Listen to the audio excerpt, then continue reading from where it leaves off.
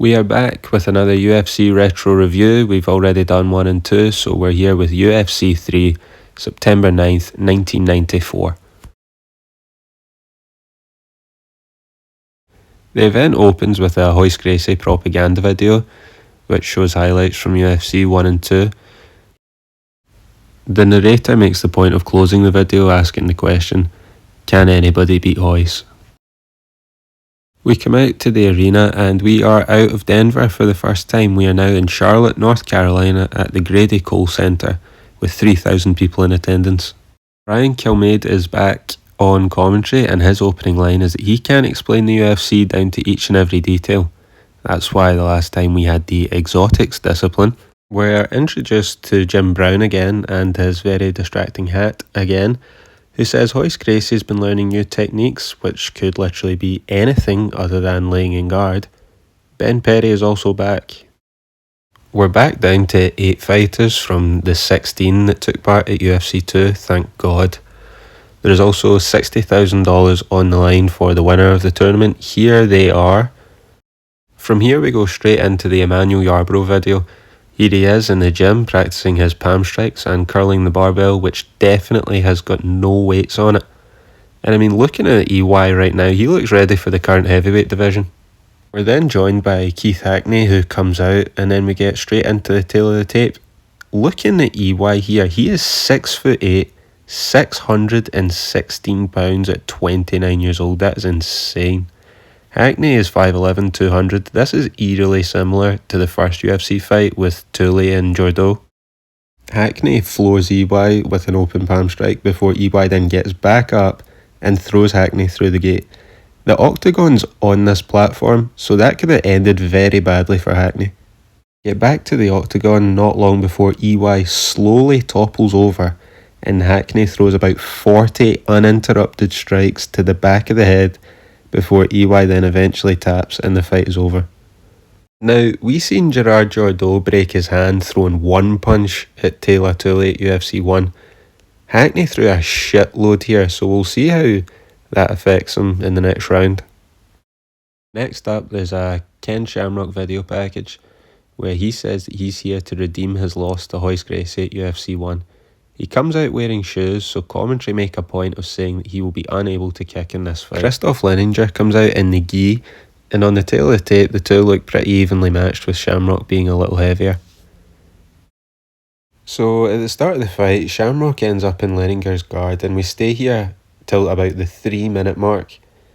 And over UFC 1 and 2, I gave Royce Gracie some shit for his kind of boring fight style, but Shamrock is on fraud watch, to be honest, because he sits in guard a lot.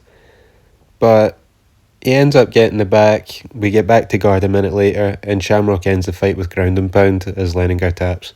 Quite anticlimactic. So Shamrock's into the semi-finals, and next we have a Roland Payne video, our hometown boy, who's a bare-knuckle fighter, allegedly 27-0 with 24 knockouts. And by the way, Roland Payne is such a good name for a fighter. His opponent though, Harold Clarence Howard, out here looking like a GTA character, is also a great name for a fighter. The fight starts between these two at somewhat of a sprint. I mean, they transition momentum back and forth for about 30 seconds before Harold Clarence Howard absolutely slimes out Roland Payne. And I mean, like, he needs medical attention, but I mean, Howard's not caring, he's through to the semi-finals. Now, before we get to the final first round fight between Royce Gracie and Kimo, I mean, I just have to say this now, this is my main event right here. Like, we go back to commentary, they're kind of looking over Roland Payne for a bit. But this video package here for Kimo, this is my main event. Like, if you haven't seen this, please go watch it, right? But here's Kimo. He believes he's a warrior in service to the Lord. He's a practicing minister, and he travels 6 months of the year to go and preach the gospel, right? He says he's 6'2", 240, and only 5% body fat. Now, I've seen a steroid back right there, right? But they put this in the video package that he plans on administering some chemotherapy on his opponents tonight. Fighting out of Huntington Beach, California, because of course he is. This level of insanity doesn't live anywhere else. He says his purpose is to ring the gospel of Jesus Christ to the whole world. Bryce Mitchell stole this guy's gimmick. And I'm just going to let this entrance play out. Hopefully I don't get copyrighted. But what the fuck is going on here? How is Royce Gracie not dying laughing in the octagon right now? This is ridiculous. Look at this. So Royce Gracie's sitting in here stone-faced. Meanwhile, look at the corner here between Kimo and Joe-son, right? Just talking all this shit. They clinch up against the cage for a minute and a half before Kimo actually ends up on top of Gracie's back. They transition back and forth before Gracie grabs Kimo by the hair like a pussy to keep him in his guard. Kimo's actually able to get up before taking Royce down. Commentary is losing their mind right now. They are freaking out that this fight has gone 4.5 minutes. And at that point, Royce is able to submit Kimo with an armbar. Now, this is definitely the toughest fight that Royce Gracie's had so far. But he only really took a few shots in this fight, and he is now getting carried out of here as though he has been shot. Commentary now tell us that Hackney is out after his quarterfinal win. I think he broke his hand. And now Felix Mitchell is in to face Ken Shamrock in the semi-final.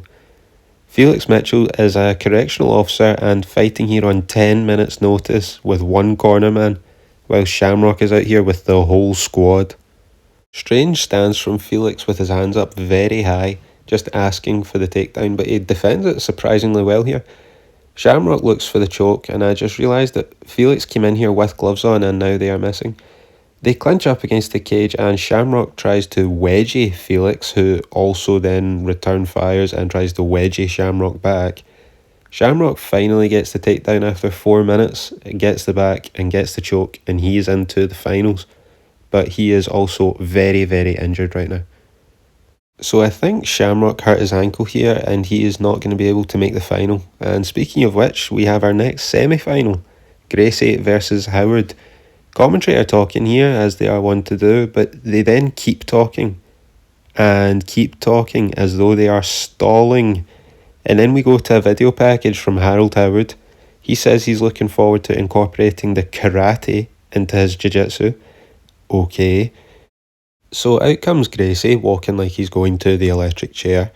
He stands in the octagon, G-Man does the intros, while Gracie looks like he has the worst hangover ever. Before the fight can start, the Gracies throw in the towel and carry Royce to the back. Howard celebrates, and then two men run into the octagon.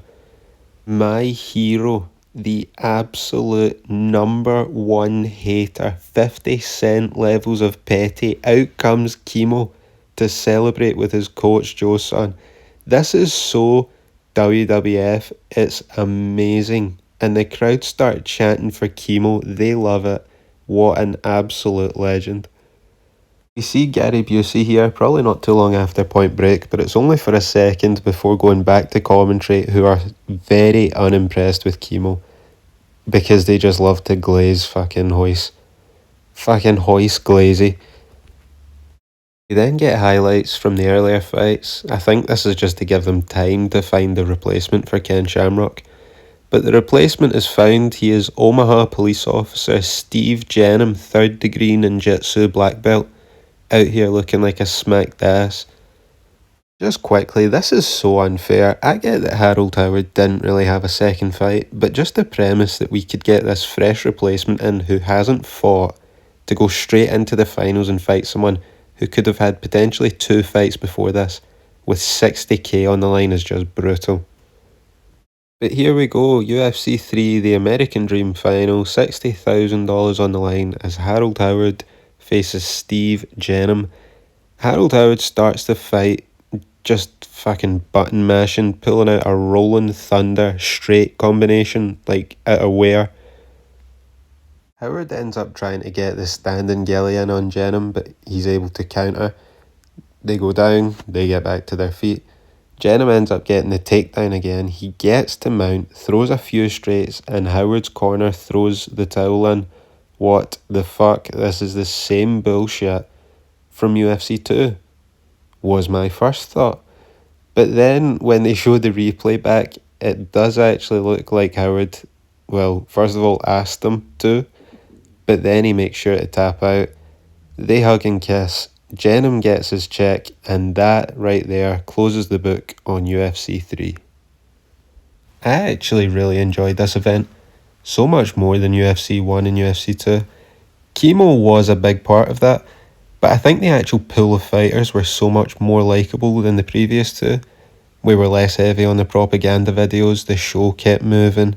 I will say now actually that the production has improved from the first events to this one here. It was good to see that the tournament had 8 people in it compared to 16 from the last time. I think that helped with the crowd too because they weren't so burnt out having to watch so many bad fights. And there's a nice underdog story with Jennum coming in at the last minute to win the tournament. And he will be back to defend his title as the 3rd Ultimate Fighting Champion when the UFC goes to Tulsa, Oklahoma for UFC 4 Revenge of the Warriors. But until then, like and subscribe, and I'll see y'all next time.